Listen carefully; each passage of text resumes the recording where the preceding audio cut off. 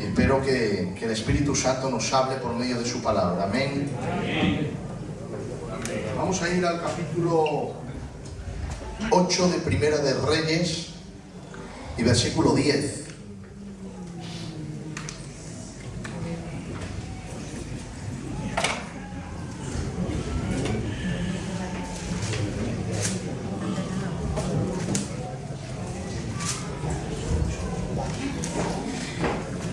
Primera de Reyes, capítulo 8 y verso 10, dice la palabra del Señor: al salir los sacerdotes del santuario, la nube llenó la casa de Jehová, y los sacerdotes no pudieron permanecer para ministrar a causa de la nube, porque la gloria de Jehová había llenado la casa de Dios. Cierra tus ojos, por favor, y dile al Señor que te hable, solamente un minuto. Pídeselo: Señor, háblame por medio de tu palabra, que necesito oír tu voz. Aleluya. Gracias, Señor. Ya pidieron al hermano Enrique, por favor, que me presente ante el Señor, por favor. Gracias, Señor. Señor, tú eres nuestra esperanza. Tú eres la diana y la meta de nuestra vida. En esta tarde venimos hambrientos. Venimos, Dios mío, con mucha necesidad delante de ti. Gracias por tu siervo.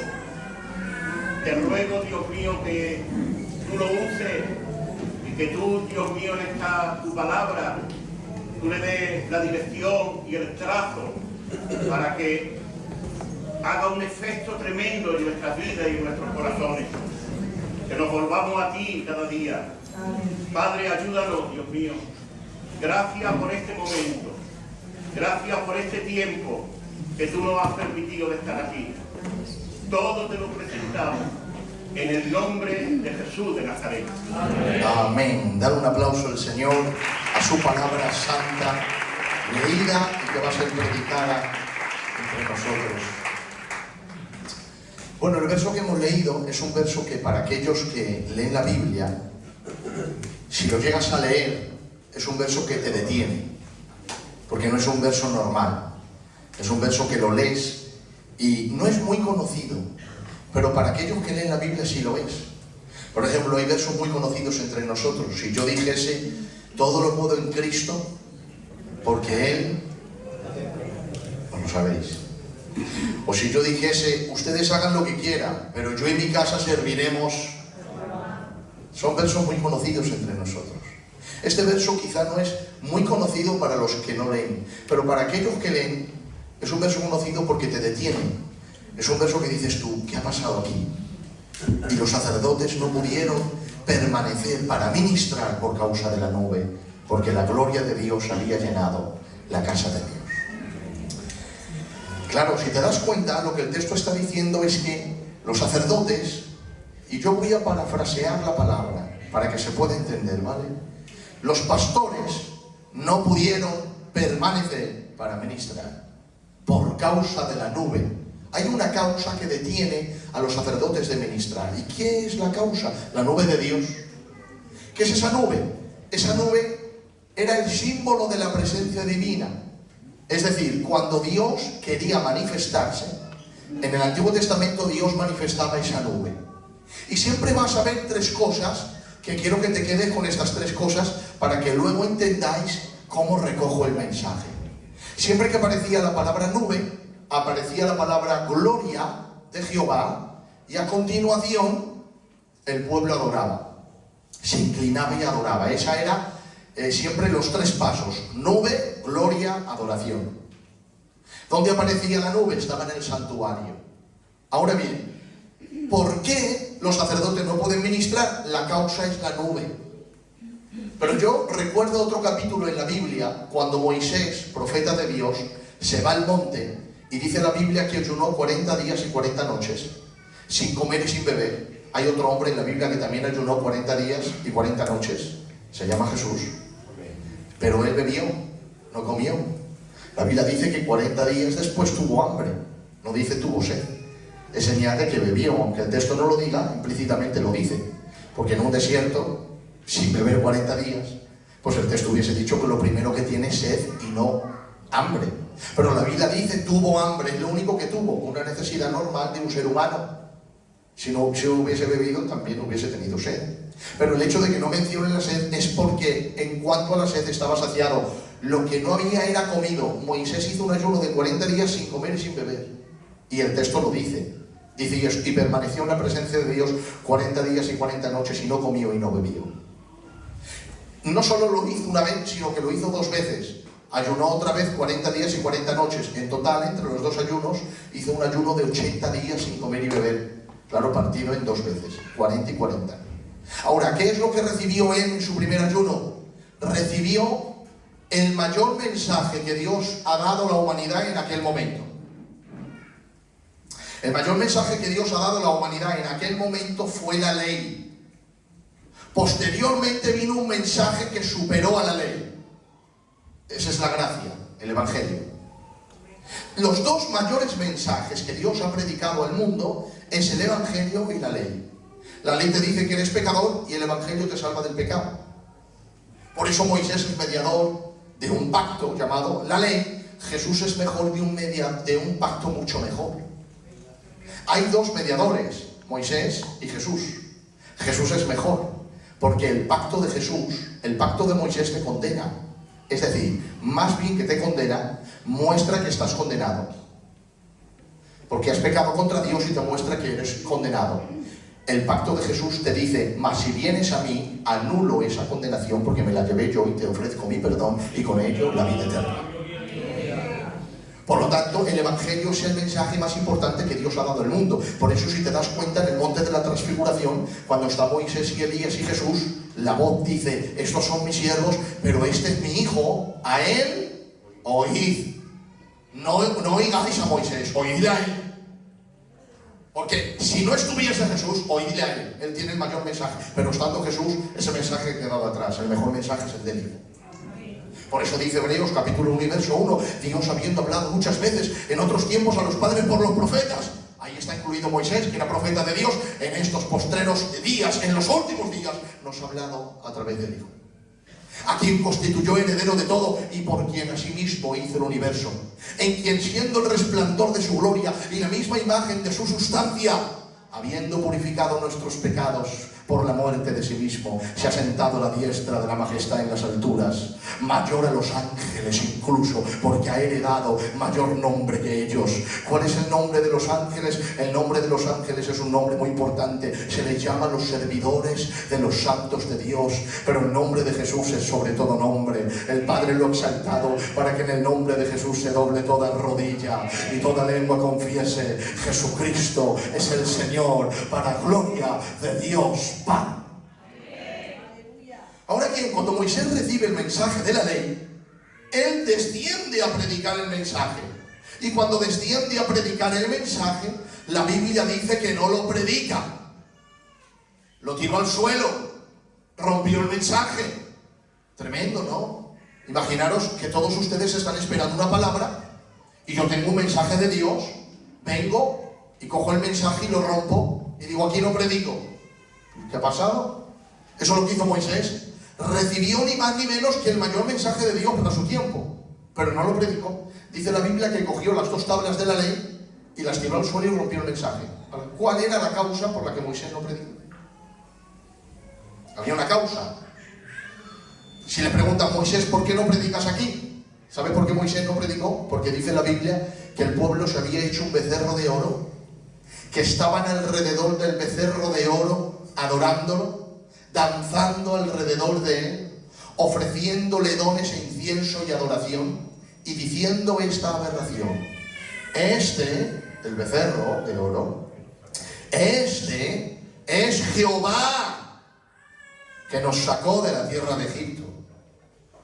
Mira si el pecado es grande, grande a los ojos de Dios, que se pasaron cientos y cientos de años, y ustedes saben que Dios perdona y olvida. Pues si te vas a los profetas, se habían pasado cientos de años y Dios todavía recordaba este pecado. Mira si era fuerte. Mira si era fuerte que Moisés hizo una raya y dijo: quien esté de parte del verdadero Dios y no de este que es falso, que pase la raya. Y solamente pasó la tribu de Leví. Y ahora dijo Moisés, sacad las espadas y matad. Empezaron a matar y murieron 23.000 hombres. Y no solo eso, los que quedaron vivos, dijo Moisés, quemad ahora el becerro de oro. Lo quemaron, que era de oro molido, y ahora dijo, y ahora lo tenéis que beber. Y se bebieron el becerro de oro. Seguramente que hubo muertos también al beber semejante cosa. Ahora, Moisés, ¿por qué no ministras? Y él te dice, Pedro, ¿cómo voy a ministrar a un pueblo que está diciendo que Jehová es un becerro? Entonces, la causa de que no has ministrado es la idolatría del pueblo, total. Pero si nos vamos a Primera de Reyes, capítulo 8 y verso 10, hay unos sacerdotes que no pueden ministrar. Tienen el deseo de ministrar las cosas santas, pero no pueden. Y ahora les pregunta, sacerdotes, ¿por qué no ministráis aquí? Y ellos te dirán, ¿para qué, Pedro? ¿No has visto que hay una nube? ¿No has visto que Dios se ha manifestado? ¿No has visto que Dios está ministrando a su pueblo? ¿Para qué ministrar nosotros? Si está Él ministrando a sus santos y está Él ministrando a su pueblo. Y qué diferente, iglesia de la línea y todo Cádiz. Qué bendición. Ojalá entre nosotros nunca nos ocurra el episodio de Moisés. Ojalá no solo en Filadelfia, sino en todas las iglesias verdaderas de Dios, que el pueblo, los sacerdotes y los pastores no puedan ministrar. Pero no es porque haya un becerro de oro, es que la nube de Dios esté entre nosotros y que Dios esté ministrando a su pueblo. Porque, hermanos, seamos sinceros, podemos hacer cultos con Dios y sin Dios, y podemos predicar con Dios y sin Dios. Los hemos profesionalizado demasiado. Hoy sabemos cantar y sabemos exponer un verso bíblico y no hemos orado, no hemos buscado. Mira, os le decía a los hermanos ayer cenando que los predicadores de antes lo tenían más fácil para aparentar un culto de gloria, porque el predicador venía de orar hacia el púlpito y la iglesia venía de orar en su casa a su banco. Se juntaba un hombre de oración con una iglesia de oración, con 4 palabras que dijeses, la gloria se derramaba. Hoy viene un predicador y no viene de oración, viene de ver TikTok y la gente viene de su casa de vender reventada, que no ha orado, se ha hecho la siesta y en el mercado se ha matado a criticar a todo el mundo. Es muy difícil que se derrame el Señor, porque no se complace en lo que hacemos. Estamos alrededor del becerro de oro y ojalá se cambiaran las tornas y nos convirtiésemos de todo corazón a Dios, para que Dios esté ministrando a su pueblo, porque podemos hacerlo sin Él, pero es diferente cuando Él está. La sanidad, la liberación, la salvación es como el respirar. Mirad, antes, porque yo me he criado en esto, antes entraba un pecador que no quería venir, que el pastor le convenció, porque le dijo el pastor, vete al culto. No, yo me quedo aquí jugando. Jesús, que esto no es malo, me siento contigo, vamos a jugar. Claro, el inconverso decía, ¿que el pastor ha jugado conmigo a las cartas? Hombre, si tú has cumplido como caló conmigo, ahora voy a cumplir yo contigo y voy a ir al culto. Y él, formal, venía al culto y no sabía que le esperaba un guantazo del amor de Dios que le iba a cambiar la vida en el culto, porque estaba la presencia de Dios y los cambios eran notables. Salía llorando, se arrepentía, al otro día dejaba el tabaco y las cartas no las quería ver. ¿Por qué ocurría eso antes? Porque era un pueblo que oraba y los predicadores que oraban, y se juntaba un pueblo de oración alrededor del altar de Dios y Dios derramaba su presencia. ¡Amén! Claro, esa es la verdad de lo que os estoy diciendo. ¿Hay más teología hoy? Sí. ¿Hay más conocimiento en los predicadores? Sí. Los jóvenes sabemos más que los ancianos, y no poco, algo mucho más. Pero no teníamos lo que tienen ellos. Porque podemos orar, predicar con Dios y sin Dios, y podemos cantar, orar y cantar con Dios y sin Dios, pero cuando Él está, todo es diferente. Y sinceramente, ¿queréis que Dios esté en nuestros cultos? Porque con la vida que llevamos, si Dios está, va a ser un poquito incómodo, Nos va a despertar de nuestro letargo y nos va a decir, quita la crítica y quita la murmuración y quita esto, porque yo estoy presente. Y cuando Dios está presente, las cosas cambian. Pues ¿sabes qué? Yo quiero vivir el tiempo de Dios. Quiero vivir que la nube se derrame entre nosotros y que la presencia de Dios se manifieste entre nosotros. Ahora la pregunta sería, ¿por qué la nube aparece? ¿Por qué la nube aparece? Porque aquí aparece la nube y no pueden ministrar. Está Dios aquí, conocimiento al Señor, Enrique. ¿Por qué aparece la nube? Porque escucha esto, levanta tu mano conmigo y repite esta palabra. Dios no se manifiesta donde es tolerado. Él se manifiesta donde es adorado. ¿Está Dios en todos los sitios? Sí. Claro, entonces una persona se va a la discoteca y está en la discoteca. Se está drogando. ¿Está Dios allí? Sí, está Dios. Por eso le ve. Y sabe lo que está haciendo, porque le está viendo. Tiri, tiri, tiri. ¿Te suena? Seguro. Pero seguro, seguro. También, siempre se ha dicho que el infierno es la ausencia de Dios. No, no dice la Biblia eso. La Biblia dice que Dios está en el infierno. Por eso el infierno es el infierno. Porque está Él. Lo que pasa es que no está su amor, está su ira. Por eso dice el salmista, ¿a dónde huiré de tu espíritu y me iré de tu presencia? Si subo a los cielos, allí estás tú. Y si en el infierno, que es el Seol, hago mi cama, allí estás tú también. Y si yo dijere, las tinieblas me encubrirán del Señor, la oscuridad de la noche, dice, lo mismo te da las tinieblas que la luz. Y ahora dice, detrás y delante me rodeaste. Si está detrás no puede estar delante, si está delante no puede estar detrás. Pero es que corría alrededor del salmista. Detrás y delante me rodeaste.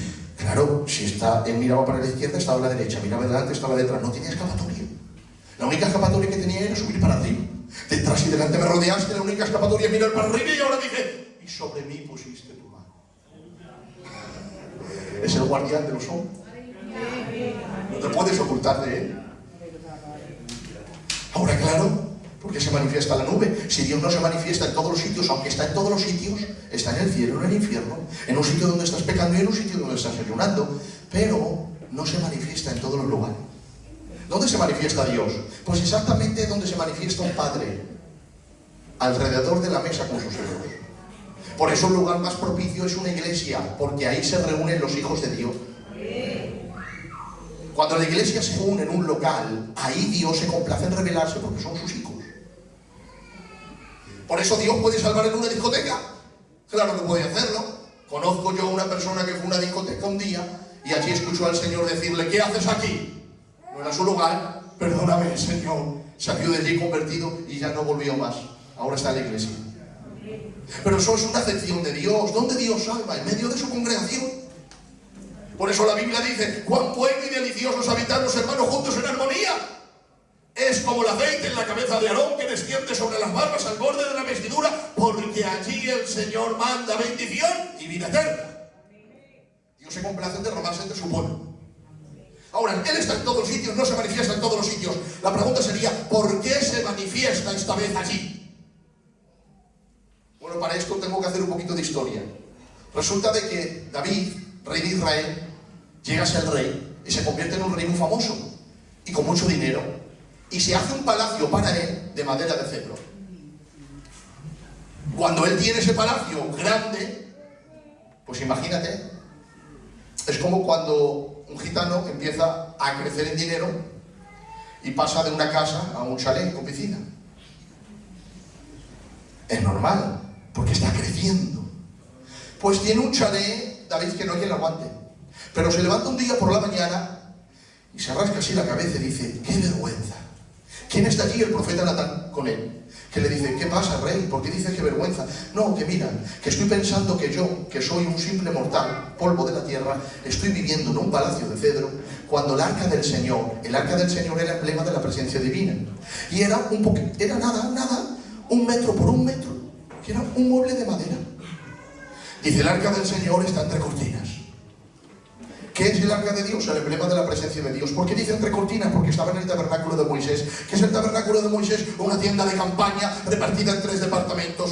La calle, luego el atrio, luego el lugar santo y el santísimo. La calle se llamaba el campamento, el atrio era como la terraza, luego el lugar santo y luego el lugar santísimo. Y todo se estrechaba. La calle es muy larga, imagínate. Luego, dentro del recinto estaba la terraza. Luego más pequeño el lugar santo y muy pequeño el lugar santísimo. Es allí donde Dios estaba. quieres hacer? Dice, pues lo que quiero hacer es hacerle al Señor un palacio mejor que el mío para que el arca de Dios esté allí. Y le dice Natán, hombre, yo creo que Dios no te va a negar esto. Si es una bendición lo que quieres, pues venga, hazlo para el Señor. Adelante, David, que Dios está contigo. Cuando se va a echar el profeta Natán a dormir, le viene la voz de Dios y le dice, Natán, dice, sí, Señor, ¿qué te ha dicho mi siervo David? Ay, te la vas a gozar, Señor. ¿Sabes qué me ha dicho? Me ha dicho que como él vive en un palacio de cedro y no es nadie, aunque el rey no es nadie, que como tú, siendo el rey de reyes, tu arca va a estar entre cortinas. Me ha dicho que te va a hacer una casa para meter el arca, que no va a haber quien lo aguante. Y le dice Dios al profeta Natán, pues ¿sabes qué, David? ¿Qué? Dile mañana por la mañana a David que él a mí no me hará una casa. Y le dice este, ¿por qué, Señor? Lo primero, que no hay casa que me aguante. Los cielos de los cielos de los cielos no me pueden contener, menos una casa que me quiera hacer alguien a mí. Lo primero, que no hay cielo que me aguante. Y lo segundo es que ustedes ven a David sus manos llenas de oro porque es rey. ¿Sabes cómo las veo yo? Llenas de sangre. Porque David ha matado a muchos hombres. Y ahora le dice Dios, dile que no me hará una casa, porque no puede un hombre de guerra hacerle una casa al Dios de paz.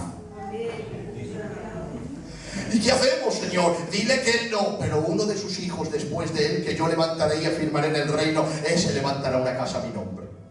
Bueno, por la mañana temprano va el profeta Natán y le dice, mira, David, ha dicho el Señor que tú no le levantarás una casa porque has matado mucha gente y tienes las manos llenas de sangre. Pero ha dicho el Señor que levantará el Señor un hijo de tus entrañas, que ese sí te levantará casa al Señor. Resulta que David adulteró con Betsabé y Betsabé se quedó embarazada. Pero no solo adulteró con Betsabé, sino que mandó a su marido ponerle a lo primero de la batalla cuando él era un hombre de retaguardia, no principal, y lo mataron.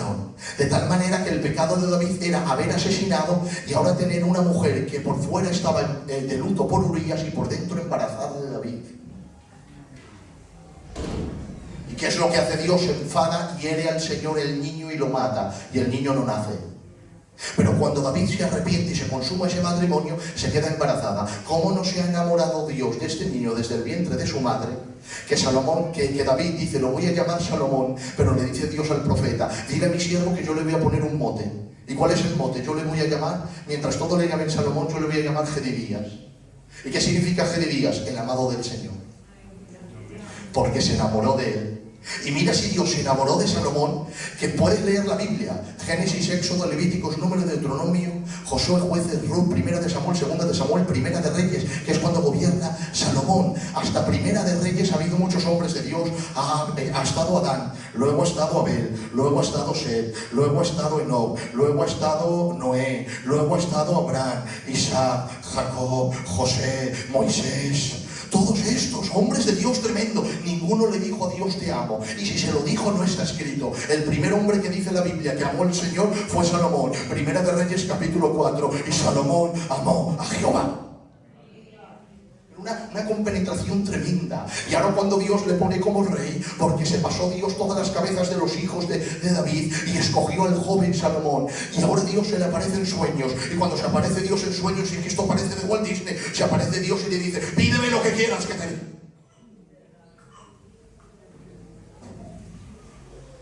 Atención, esto Dios no se lo dijo ni a Cristo. ¿Y por qué yo lo sé? Porque Cristo un día le dijo, pasa de mí esta copa, y dijo el Padre, no. Pero se lo pidió. Pero a Salomón, claro, Dios en su conocimiento anticipado sabía que no iba a pedir una tontería, iba a pedir sabiduría. Pídeme lo que quieras. Y dice, ¿sabiduría? Y dice Dios, hombre, cualquiera hubiese pedido riqueza muchos años y la vida de los enemigos. Como no me has pedido lo que todos piden y has pedido lo que nadie pedía, te voy a dar lo que has pedido y lo que otros piden. Y le fue añadido sabiduría, riquezas, vida y la vida de sus enemigos. Mira si Dios le dio bendición, que Dios prometió a Israel de Egipto al río Éufrates. Ninguno de los reyes de Israel ni de Judá conquistaron de Egipto hasta el Éufrates, solamente uno, Salomón. Y lo conquistó sin levantar espada. Fue el único rey que no tuvo guerras y conquistó lo que Dios prometió a Israel. Porque se conquista más con la paz que con la guerra.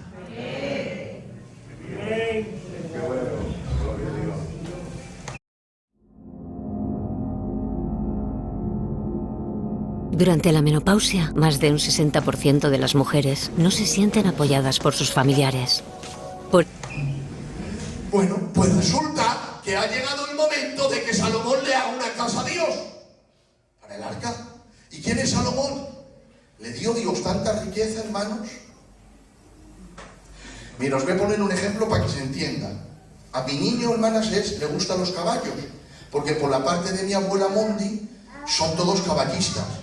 Mi abuelo era caballista y todos mis hijos son caballistas. Hasta el día de hoy le gustan los caballos. Mi padre, Ramón, le encantan los caballos toda la vida y entienden de ellos.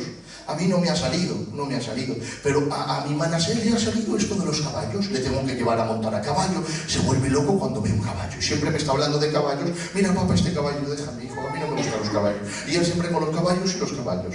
Bueno, pues yo digo, algún día le compraré a mi hijo un caballo. ¿Y cuánto cuesta? Tanto. Hay caballos muy caros y hay caballos que no son tan caros, pero el mantenimiento es costoso un poquito. Digo, bueno, habrá el momento que yo le compre un caballo. Y me he identificado un poquito con esto. Resulta que fuimos a predicar a una zona, que no voy a decir dónde, y como los hermanos saben que a Manasés le gustan los caballos, allí hay un hombre que estaba recién convertido, que es el hombre más humilde que yo me he conocido hasta el día de hoy, que me dice, hermano Pedro, me he enterado que a tu hijo Manasés le gustan los caballos. Digo, sí, hermano. Dice, mañana vente a mi épica, que tengo algunos caballos, que va a gozar el niño. Cuando vamos a la épica y subimos, sale su padre el gitano con un sombrero. Hay 2 casas que tienen en la épica. Digo, ¿y esas casas que son vuestras? Dice, sí. ¿Y qué vivís ahí? Dice, no, ahí viven los señores que tenemos contratados. Digo, válgame Dios, tienen contratados señores para cuidar a los caballos. O sea, que ya no los cuidan ellos, los cuidan otros. Digo, qué bien. Y ahora empiezo a ver un caballo, y empiezo a ver otro, y empiezo a ver otro, y otro, y otro. Digo, ¿cuántos caballos tenéis? Dice, tenemos 200 caballos.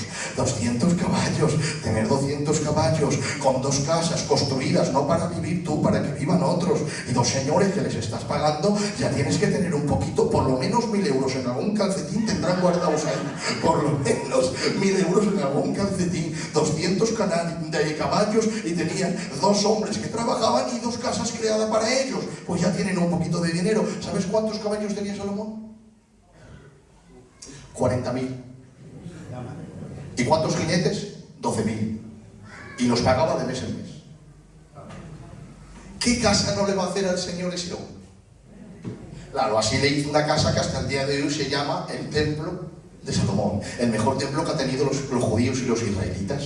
De tal manera que ese templo luego lo destruyó Nabucodonosor, lo volvió a construir otra vez en el libro de Esdras, Nehemías y Esdras, lo volvieron a levantar, luego otra vez fue destruido y lo reconstruyó Herodes, y luego vino Tito y lo destruyó. Era un templo impresionante. La diferencia entre el tabernáculo de Moisés y el templo de Salomón es notable, porque el tabernáculo de Moisés era 40 metros de largo y 20 metros de ancho.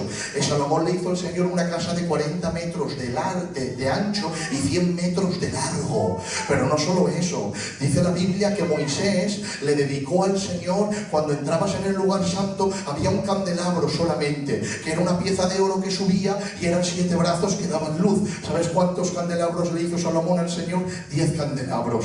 ¿Sabes lo que hizo Moisés al Señor? Una fuente sencilla de bronce que los sacerdotes se lavaban las manos y los pies. Él le hizo al Señor una fuente que se llamaba la fuente de mar, porque debajo había 12 bueyes sustentando la fuente, y le hizo 9 fuentes más. La mesa de los panes de la proposición le hizo el Señor 10 mesas, y puso más altares. Los querubines que Moisés le hizo el Señor estaban así, las alas se cubrían mirando para abajo. Salomón hizo querubines nuevos, puso querubines nuevos que estaban las alas extendidas así y mirando para el frente. No cogió nada de Moisés, tenía que haber cogido el mobiliario que estaba en Gabaón y trasladarlo a la casa del Señor que había creado él en Jerusalén, pero no cogió nada de Moisés, lo tuvo por viejo y anticuado. Hizo querubines nuevos, altares nuevos, fuentes nuevas. Claro, tenía tanto que para qué quiero coger lo antiguo si puedo hacerlo nuevo. Pero no solo lo hizo nuevo, es que lo multiplicó.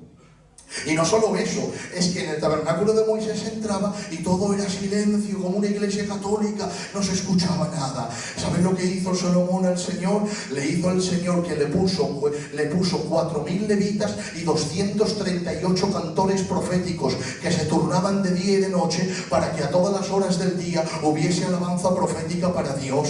¿Sabes lo que dice en el libro de Isaías capítulo 6? Cuando Isaías ve que se abren los cielos, ve al Señor sentado en su su trono, a los serafines que vuelan por encima del Señor, que tienen 6 alas y con 2 cubren su rostro, con 2 cubren sus pies y con 2 vuelan. Y dice la Biblia que el uno al otro le dice el uno al otro día y noche sin cesar: Santo, Santo, Santo es el Señor, su gloria llena toda la tierra. Pero si lees el verso, dice que dicen de día y de noche sin cesar. En el cielo no hay noche, en el cielo no hay día, en el cielo no hay hora, es la eternidad, es el estado donde Dios vive. Pero ¿por qué Isaías dice día y noche sin cesar? Lo que Isaías vio es que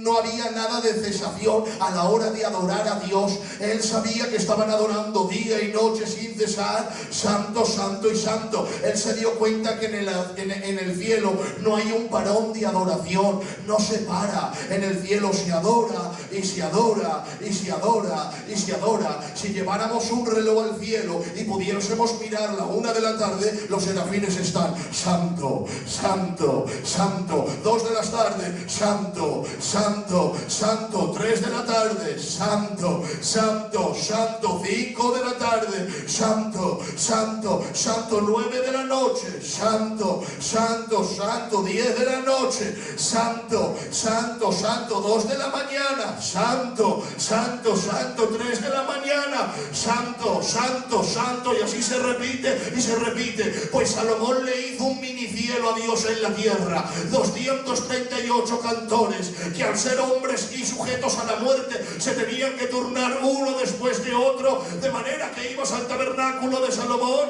y a la 1 de la tarde, gloria a Jehová, Él es santo y Él es bueno. Ibas a las 3 de la mañana, allí estaban cantándole y alabando, gloria a Jehová, Él es santo, Él es justo, Él es bueno. Ibas a las 5 de la mañana, gloria a Jehová, Él es santo, Él es justo, Él es cielo. 24 horas en el tabernáculo de Salomón adorando al Señor.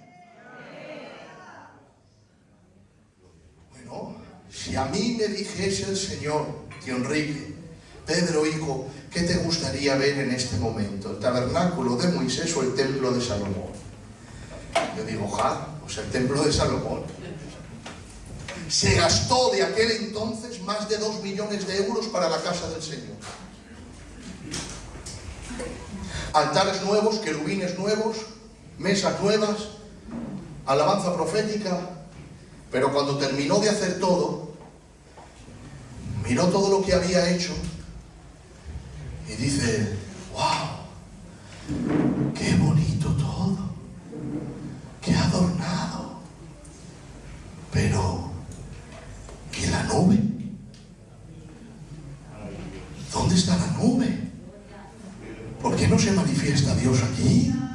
Si tengo altares nuevos, querubines nuevos, mesas nuevas y todo nuevo, si no he cogido nada de Moisés y todo es nuevo, multiplicado, más bonito, si hay alabanzas, si hay levitas, si está todo perfecto, ¿qué ha pasado? ¿Dónde está la nube? ¿Sabe dónde estaba la nube? La nube estaba en el tabernáculo de Moisés, en Gabaón, al lado del arca, que es símbolo de la presencia de Dios. Ahí estaba la nube y Salomón se dio cuenta. Salomón dijo: este está adornado, pero le falta la vida. ¿Y qué adelantamos tener todos los adornos que tenemos aquí si todavía el Señor permanece en Gabaón? No he cogido nada de Moisés porque me he querido hacer yo más que aquel, pero hay algo que tengo que coger de allí. Y hasta que ese algo no venga aquí, esto estará adornado, pero le faltará la vida. Levitas, ir a Gabaón, entrar al santuario, coger el arca de Dios, ponerlo sobre los hombros y traerlos al templo de Salomón. Porque hasta que el arca no venga, el templo de Salomón estará adornado, pero estará sin vida. Tendrá adornos, pero le faltará la presencia de Dios.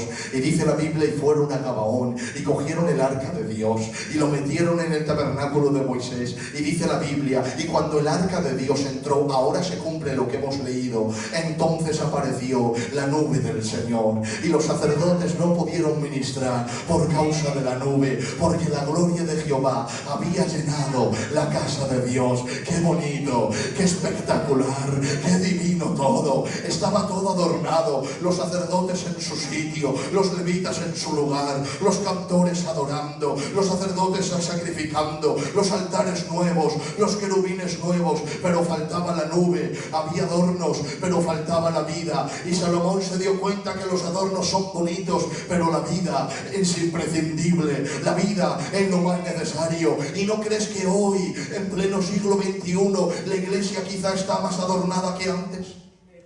Quizá tenemos más adornos y tenemos más conocimiento y tenemos las iglesias más organizadas y tenemos todo más limpio, pero nos falta que el arca de Dios esté entre nosotros, la vida de Dios entre nosotros. Estamos viendo iglesias adornadas pero sin vida, ministerios adornados pero sin vida, congregaciones adornadas pero sin vida, coros adornados pero sin vida. Y digo yo, ¿de qué le sirve a una difunta sus adornos? No le sirve de nada. Es bonito los adornos, sí, son necesarios, yo los quiero, pero eso es necesario, no imprescindible. Lo imprescindible es la presencia de Dios entre nosotros, es la presencia de Dios en nuestra casa, es la presencia de Dios en nuestra congregación, es la presencia de Dios en nuestro ministerio. La señal más grande de una iglesia de Dios es Dios sobre esa iglesia. La señal más grande de un ministro de Dios es Dios sobre ese ministro. Cuando Dios sella algo, cuando Dios dice amén, cuando Dios dice yo estoy aquí, esa es la grandeza del pueblo de Dios. No son los adornos, es Dios entre nosotros.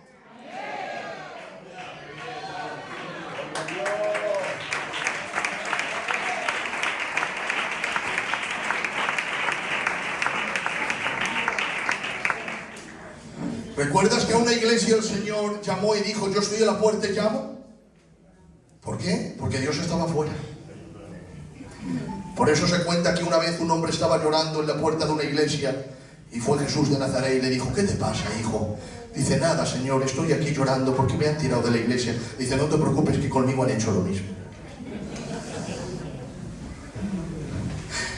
¿No te das cuenta que necesitamos a Dios más que nunca? Sí. ¿Sabes lo que nos está diciendo que no necesitamos a Dios? Los adornos. Mira, no es así como te lo voy a contar, pero más o menos porque quiero que todo el mundo me entienda. Le dice Dios a Moisés, Moisés, tengo dos mensajes, uno bueno y otro malo. Dice, bueno, pues dime el bueno primero. Dice, el bueno es que os doy la victoria. ¿Y el malo? Dice, el malo es que yo no voy con vosotros a la guerra porque sois malos. Enviaré mi ángel, pero yo no iré. Bueno, hace Moisés temblando, se acerca al pueblo y dice, ¿pueblo? Sí, tengo dos mensajes, uno bueno y otro malo. Os digo el bueno. Dios ha dicho que la victoria contra Canaán es nuestra. Me imagino a todos los judíos saltando porque a ellos les encanta danzar y saltar. Me lo imagino dando vueltas a todos. ¡Dios nos da la victoria! Imagínate que Dios desaparece en sueños y te dice esta palabra. Hijo, hija, a partir de ahora todos los problemas que tengas en adelante te doy la victoria sobre todo.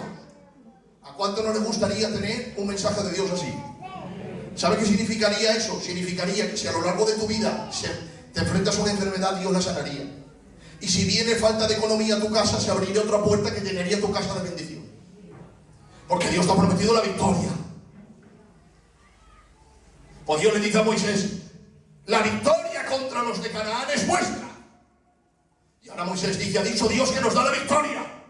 Y el pueblo me imagino que dicen, amén, gloria a Dios. Y el segundo mensaje, Moisés, el segundo mensaje es que Dios ha dicho que no voy con vosotros, que va a enviar su ángel, pero que él no viene. ¿Quieres que te diga algo, iglesia? ¿Te lo digo o no te lo digo? Me temo que a algunos de los que estamos aquí no nos importaría el segundo mensaje con tal de que Dios nos dé la victoria. Bueno, ¿qué más da que Dios no venga conmigo mientras yo tenga éxito? ¿Qué más da que Dios no esté en mi casa mientras la economía entre? ¿Qué más da que Dios no esté en mi casa mientras me haya sanado y me dé salud? ¿Qué más da su presencia?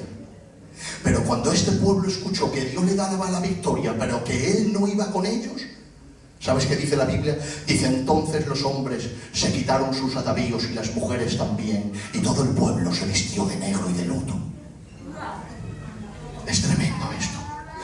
Nosotros, siendo Calós, entendemos este texto mejor que nadie, porque nosotros sabemos que es impactante cuando un ser querido parte con el Señor y aquella familia viene al culto por primera vez y vemos al padre vestido de negro, la madre vestida de negro, los hijos vestidos de negro, que pasan por primera vez por la iglesia. Ese día es impactante. Nos quedamos mirando y decimos al coro, no toquéis así muy fuerte y despacito, y la palabra que sea un poquito más tranquila, y ya nos vamos haciendo un poquito más cuando pasan los días y siguen viniendo. Pero el primer día ver a 5 personas de negro es impactante. ¿Sabes cuántas personas había de negro? 2 millones de personas. Entrabas en las tribus de Judá, todo el mundo de luto. Entrabas en las tiendas de Aser, todo el mundo de luto. Entrabas en las tribus de Benjamín, todo el mundo de luto. Entrabas en Gad y Aser, todo el mundo de luto. Y ahora les pregunto yo, Israel, ¿qué ha pasado? Que estáis todos de luto. ¿Quién se ha muerto?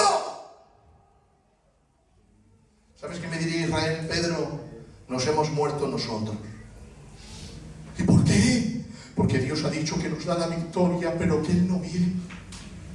Y yo le digo, ¿pero qué más da Israel? Si te ha dicho que la victoria es tuya. Dice, no, Pedro, no hay nada, no hay un fracaso más grande en esta vida que triunfar sin Dios. ¿Qué adelantamos nosotros Canaán si en sus calles no bastaré? ¿Qué adelantamos comer de la leche y de la miel si Él no va a estar a nuestro lado? ¿Sabes qué? Nos quitamos los adornos y nos sentamos en el desierto, y hasta que Él no venga de aquí no salimos, porque no hay nada más peligroso en esta vida que triunfar sin Dios. Los adornos no sirven de nada cuando Él no está.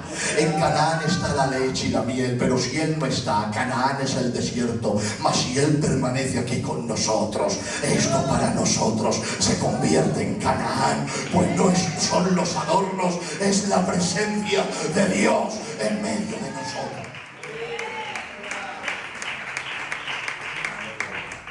¿Y sabes qué?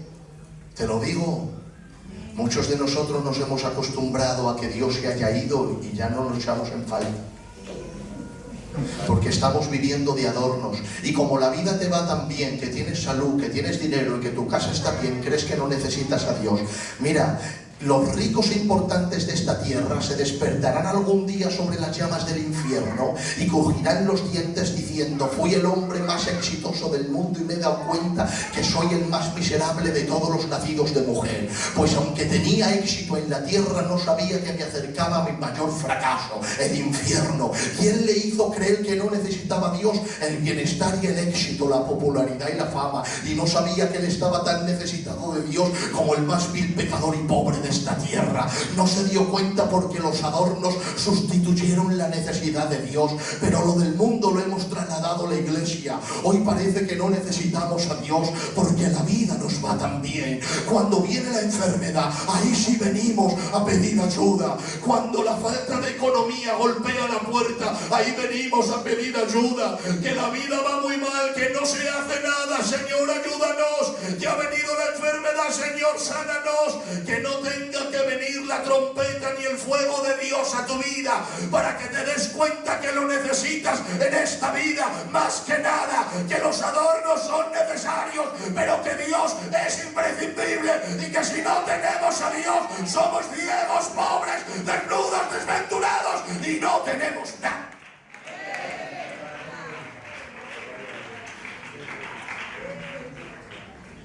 Dios está aquí. Estoy sintiendo la presencia de Dios de una manera terrible.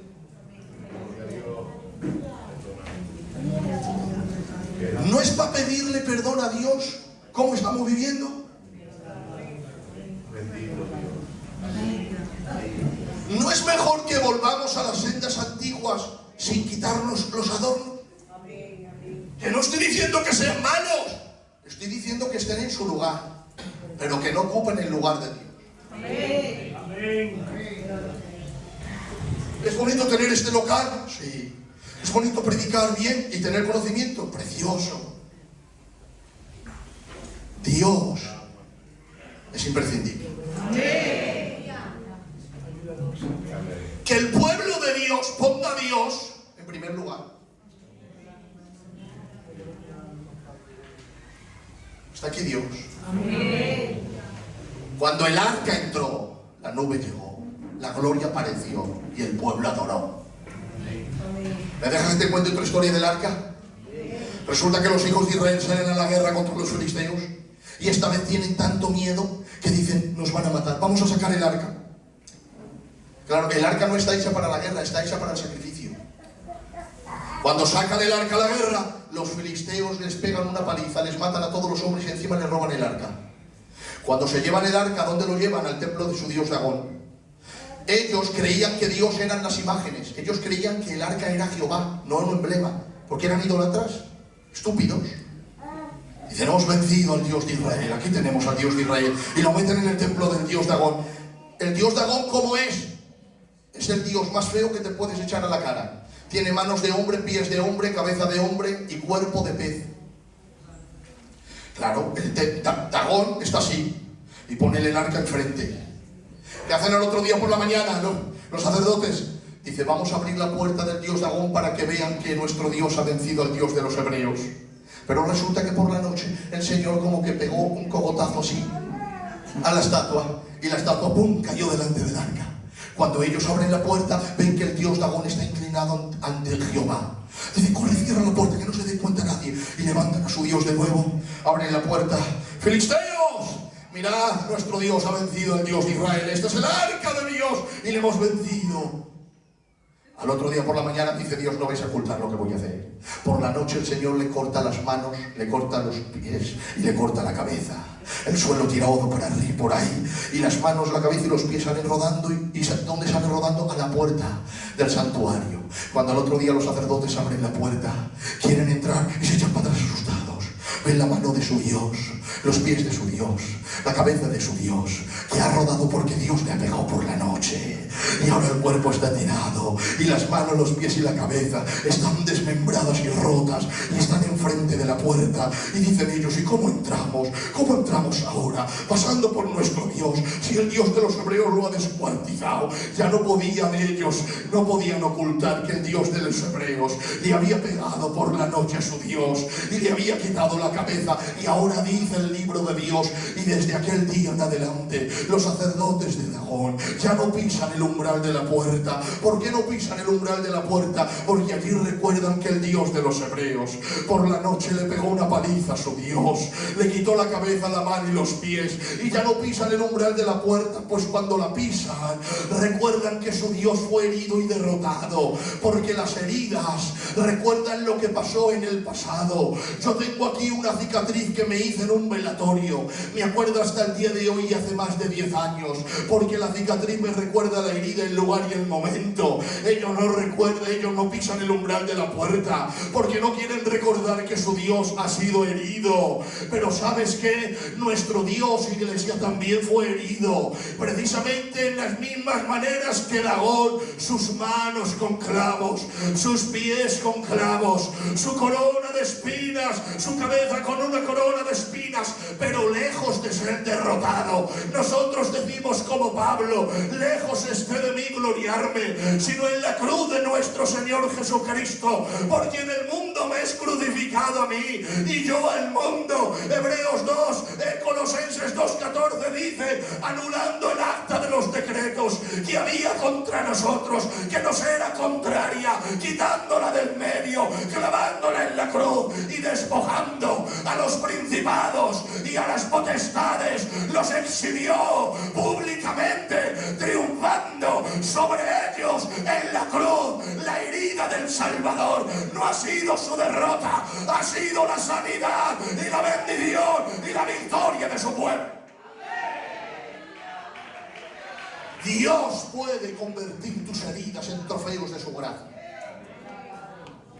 Pero es que resulta que ahora dice Dios, sube esto un poquito, dice Dios, no, ya he herido a Dios Dagón, ahora voy a herir a los filisteos. Mi arca no hace nada aquí, mi arca tiene que estar en el santuario.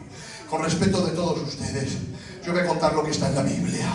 En cada casa de los filisteos empieza a morir un hombre, y otro hombre, y otro hombre. Y los filisteos dicen, eso es el Dios de Israel que se ha enfadado. Primero ha pegado a nuestro Dios y ahora nos está pegando a nosotros. Vamos a devolver el arca, que no quedamos ni uno vivo. Porque línea, ¿qué hace el arca de Dios entre los filisteos? Es que saben ellos para qué sirve. El arca de Dios tiene que estar en Israel y en el santuario. Pero es que resulta que en el santuario estaba todo el mobiliario, pero faltaba el arca. ¿Y quién tiene el arca? Los filisteos. Y los israelitas pobres y cobardes no van a luchar por el arca y dejan que los filisteos lo tienen. Y dice Dios, ya que no vais vosotros a por mi arca, voy yo. Dice Dios, tenéis que devolver mi arca, os mato a todos. Y dicen ellos, pues devolvamos el arca, que el Dios de Israel nos mata. ¿Y cómo la llevamos? Y dicen los sacerdotes, vamos a llevarla con respeto y honor, porque este Dios es demasiado fuerte para nosotros. Cogen 2 vacas que no hayan llevado yugo.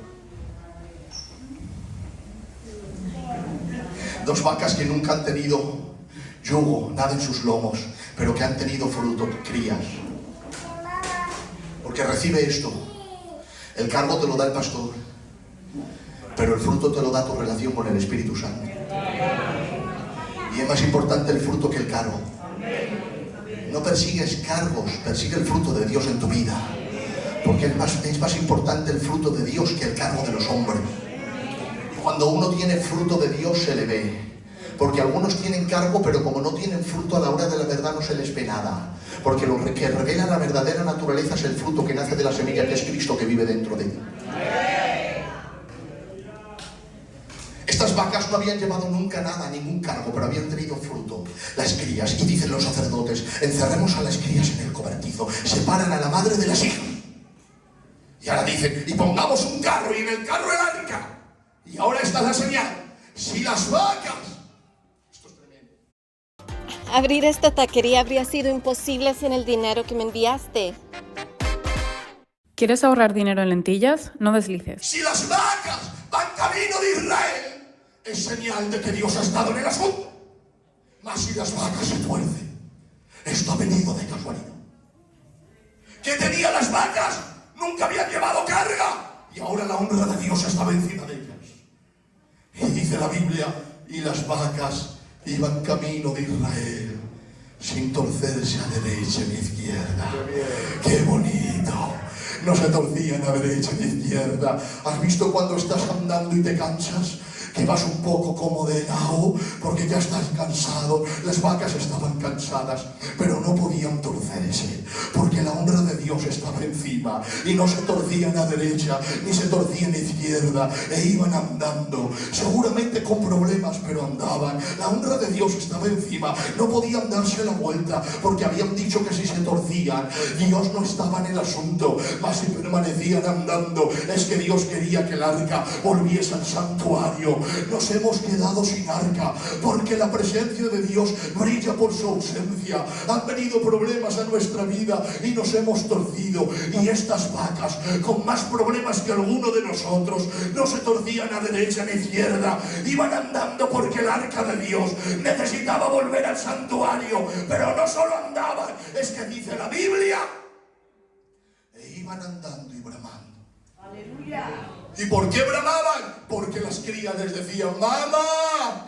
¡No nos dejes! Y el sentimiento materno les decía, daros la vuelta, no dejéis a las crías. Pero es como que Dios les decía, sacrificar el sentimiento materno. Yo sé que las crías os necesitan, pero es más importante el arca en Israel, que las crías vivas en el cobertizo. Sacrificar lo que tengáis que sacrificar, pero llevar el arca de Dios hasta el final, porque ellos han dicho que si vosotras os torcéis, es que Dios no está en el asunto, y yo estoy en el asunto. Yo quiero que el arca vuelva al santuario.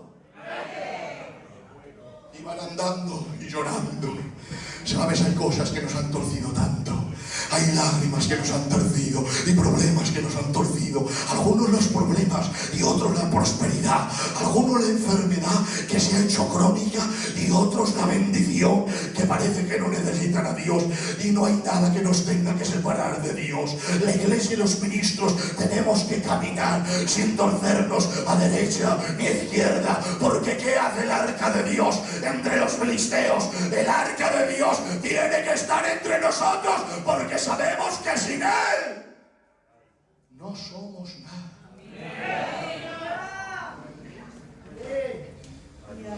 Iban andando y bramando y llorando. Decía el apóstol Pablo: me muestro como ministro de Dios en mucha paciencia, en tribulaciones, en necesidades, en angustias, en azotes, en cárceles, en tumultos, en desvelos, en ayunos, en pureza, en ciencia, en longanimidad, en bondad en el Espíritu Santo, en palabra de verdad, con poder de Dios, con armas de justicia, a diestra y a siniestra, por honra y por deshonra, por mala fama y por buena fama, como engañadores pero verdaderos, como desconocidos pero bien conocidos, como moribundos mas he aquí vivimos, como castigados mas no muertos, como entristecidos mas siempre gozosos, como pobres mas enriqueciendo muchos, como no teniendo nada mas poseyéndolo todo, atribulados en todo pero no angustiados, perseguidos pero no desamparados, derribados pero no destruidos, en otras palabras, con problemas pero en pie y caminando, con enfermedades pero en pie y caminando, con oraciones no contestadas pero en pie y caminando, sin entender muchas cosas pero en pie y caminando, porque la honra del arca, el evangelio eterno de Dios está entre nosotros y muchos ojos nos miran y no queremos que digan de nosotros: ¿dónde está Dios en medio de su pueblo? Y yo le digo al mundo: Dios está aquí en la línea con nosotros.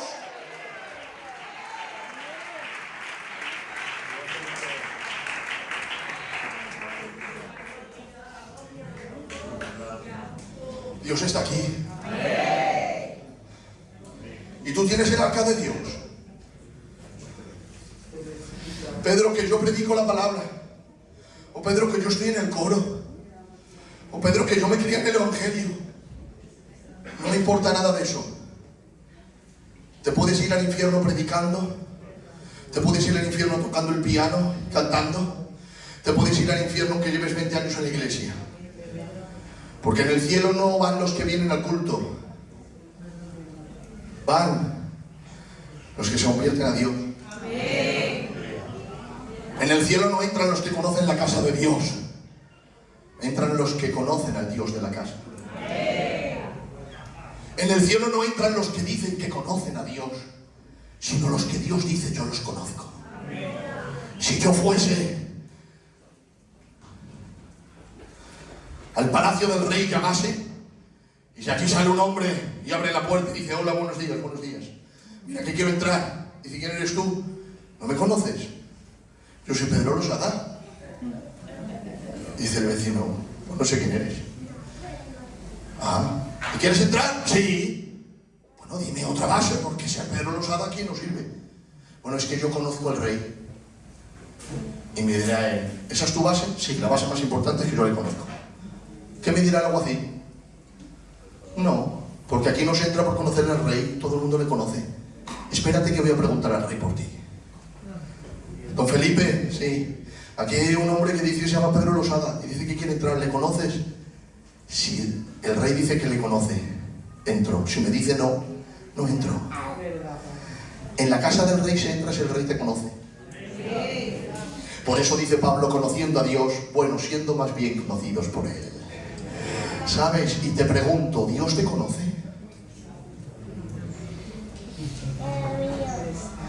Apláudele fuertes.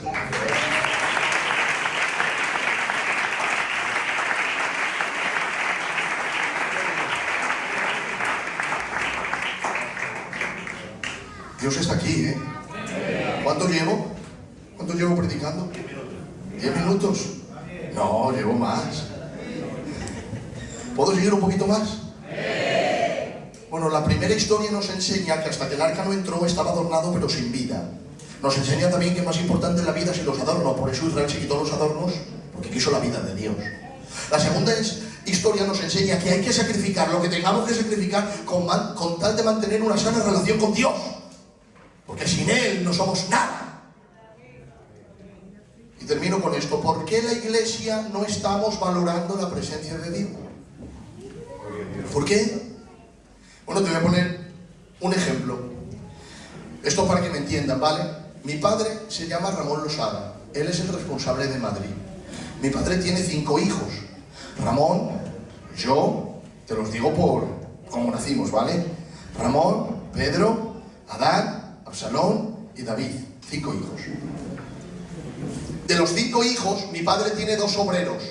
Yo, Pedro y Adán, mi hermano el gordito, que los hermanos le conocen. Luego tiene 3 que no son obreros. Bueno, en la Biblia el primer sumo sacerdote se llamaba Aarón. Y Aarón tenía 4 hijos. 2 de ellos se llamaban Nadab y Abiú. Y los 4 eran obreros. Ministraban en el santuario. 2 de ellos un día salen y están al lado del tabernáculo, Nadab y Abiú, y están vestidos de obreros, de sacerdotes. Y el uno al otro le dice: hermano, ¿bebemos un poquito? Y dice: bueno, venga, vamos a beber. Pues toma, un poquito de vino, y yo también. Y dame tú, y yo te doy. Y dame tú, y yo te doy. Y empieza a beber el uno, empieza a beber el otro, empieza a beber el uno, empieza a beber el otro.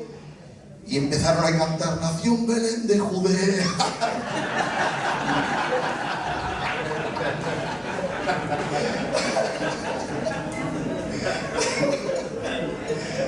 Cogieron una tremenda. Claro, cuando ya estaban borrachos, en uno al otro le dice: somos obreros. Dice: sí, somos sacerdotes. Le ofrecemos a Dios adoración en el altar del incienso. Dice el otro: me parece perfecto. Y ahora empiezan la de Aus de Nau, los dos, con el fuego.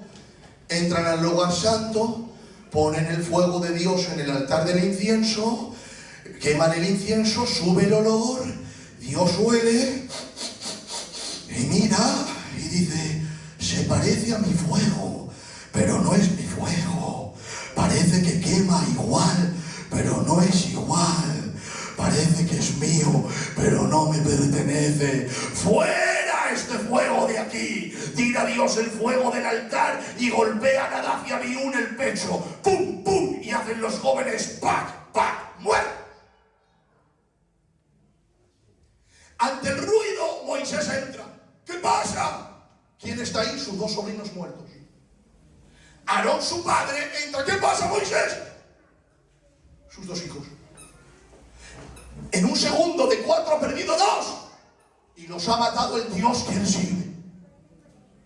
Se queda mirando a Moisés y dice la Biblia: Moisés cayó. Claro, ¿quién va a responder a un padre en ese momento? Con la mirada le estaba diciendo: ha sido tu Dios, Moisés. Pero Moisés se va a la presencia de Dios y le dice: Señor, ¿qué ha pasado? Y le dice Dios: Moisés, quiero que sepáis esto.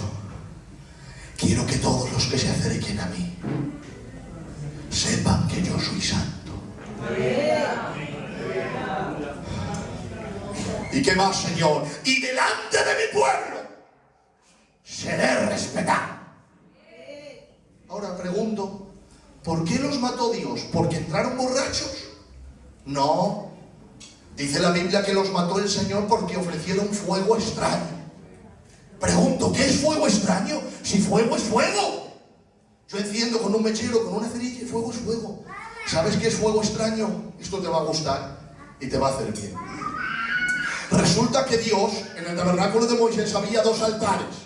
Uno fuera y otro dentro. El de fuera era para el sacrificio y el de dentro para la adoración.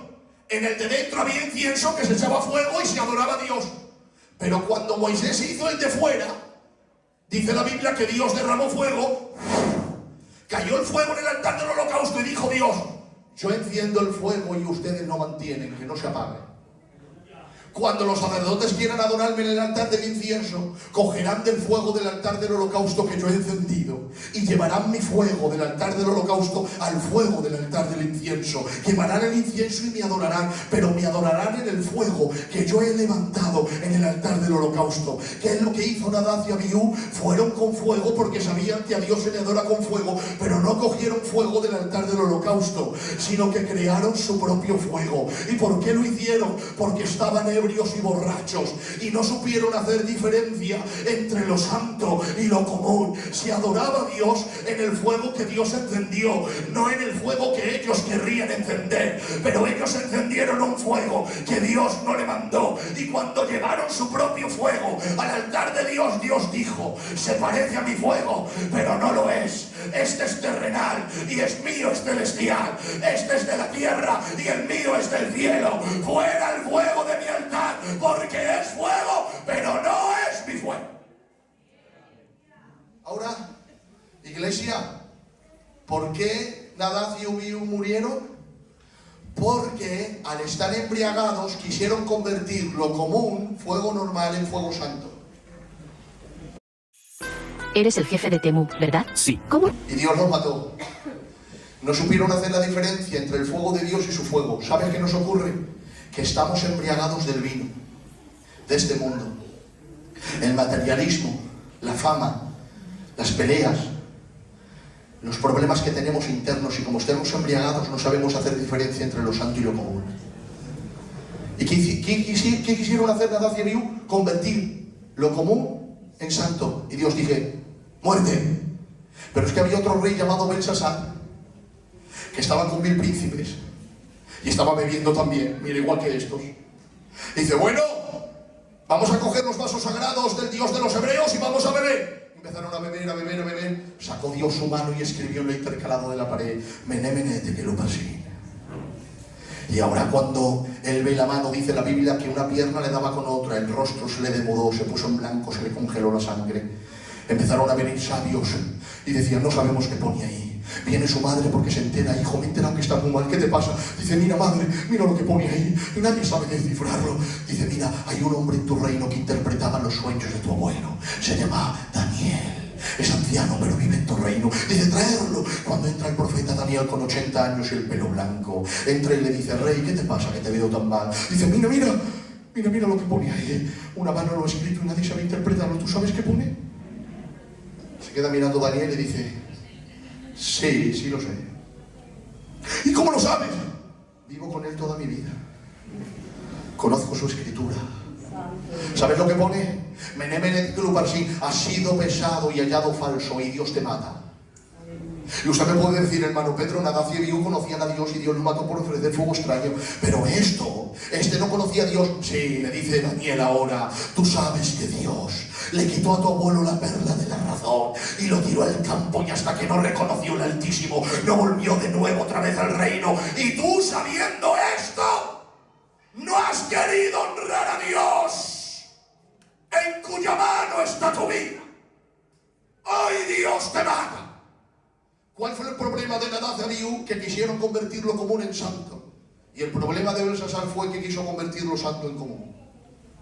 Eran dos pecados iguales, pero uno venía y el otro llegaba. Nadab y Abiú quisieron convertir fuego común en fuego santo, y Belsasar quiso convertir los vasos sagrados en vasos comunes. Porque es tan pecado para Dios convertir lo común en santo que lo santo en común. Una cosa son tus rarezas y otra los principios de Dios. Una cosa lo que quieras vivir siendo inconverso y otra lo que tienes que vivir siendo cristiano. Es que hay obligaciones en el mundo de Dios, pues sí las hay. Si no perdonas, si no quieres perdonar, no puedes ser cristiano. Si no quieres buscar al Señor, no puedes vivir en el Espíritu. Hay obligaciones que no son a la fuerza, que nacen del amor, pero son condimentos de la gracia, y hasta que no lo vivamos estaremos apagados, mezclando lo santo con lo común, haciendo una mezcolanza que no es de Dios. Y ellos, ambos, no supieron hacer la diferencia entre lo santo y lo común porque estaban borrachos. Por eso dice el apóstol Pablo: no se embriaguéis con vino, en lo cual hay disolución. Antes bien, sed llenos del Espíritu, cantando al Señor en vuestros corazones. Y dice el apóstol Pedro: estad sobrios sobrio, lo contrario de estar borrachos, estar sobrios y velad, porque el diablo, vuestro adversario, está alrededor de vosotros buscando a quien devorar. Y hoy la iglesia está embriagada. ¿Quieres valorar la presencia de Dios? Sígueme con el piano, por favor, ahora. Mira que no te he molestado, ¿eh? Seré el único predicador en todo Filadelfia que no te he molestado. Luego te haces una foto conmigo y te la pones en la casa.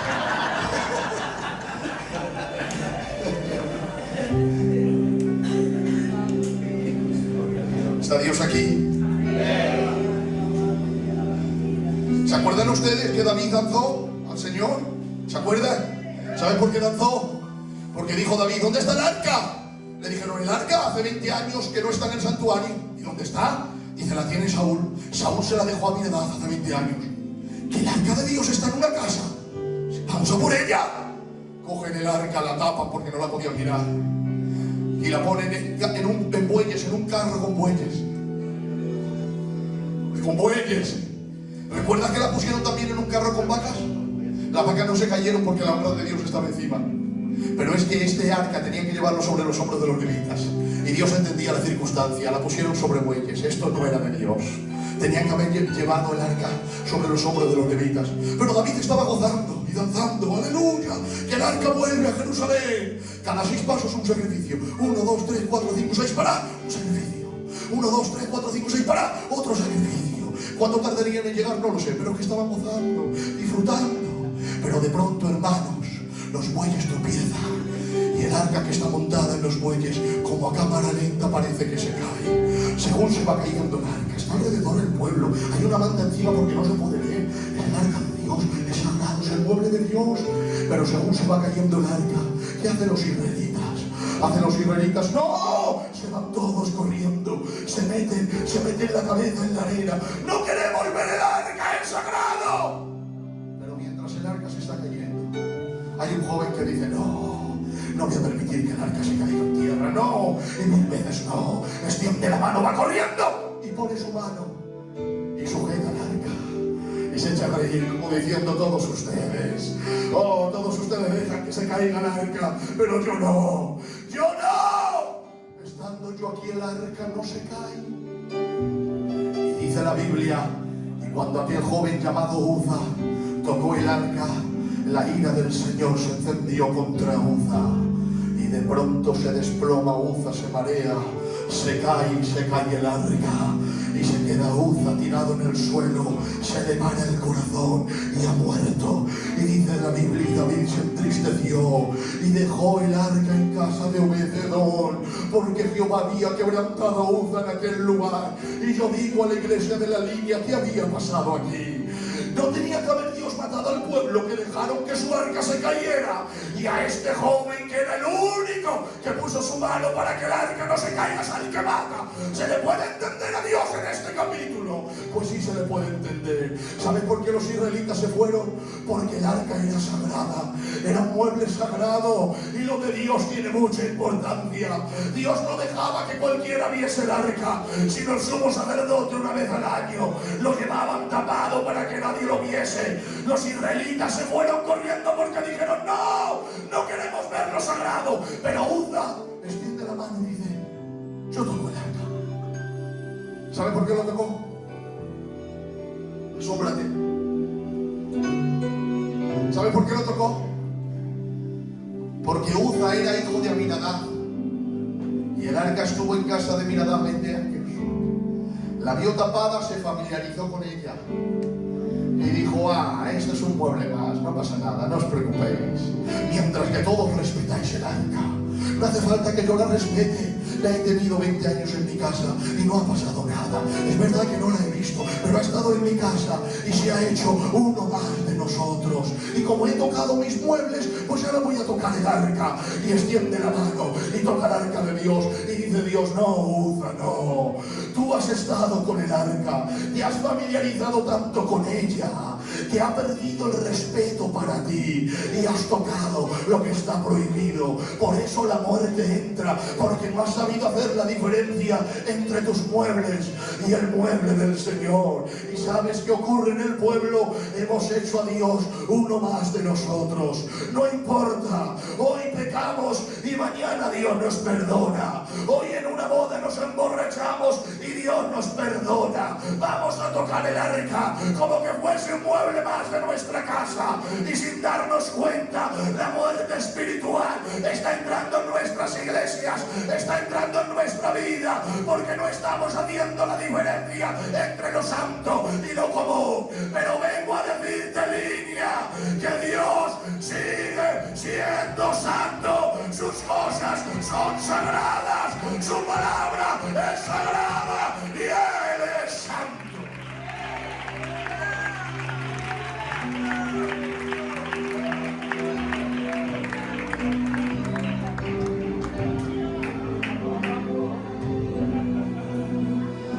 Dios es tu padre, no tu compadre.